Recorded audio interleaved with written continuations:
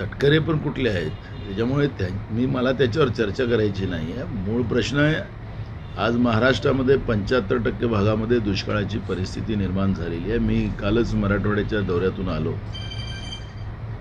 त्यांच्या बगीचे पूर्ण त्यांचे जळलेत, शेती पिकं नाहीशी झालीत, पिण्याचं पाणी नाही.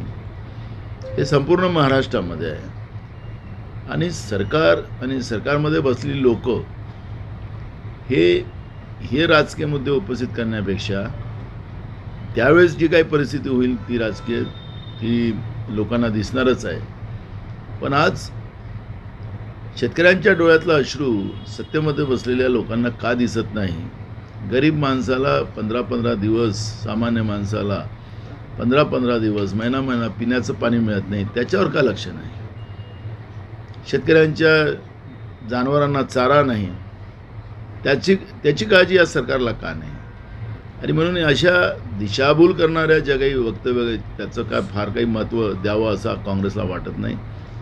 आज ज्या पद्धतीनं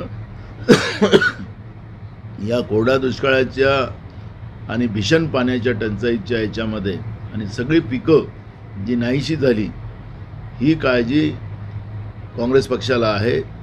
आणि काँग्रेस पक्षाने ज्या पद्धतीनं संपूर्ण 6 कमिशनरमध्ये ज्या काँग्रेसच्या नेत्याच्या कमिट्या बनवून सगळ्यांना आम्ही जे कामाला लावलेलं आहे आणि विदारक चित्र आज शहरात आणि ग्रामीण भागामध्ये या पाणी टंचाईमध्ये पाहायला मिळते आहे. नाना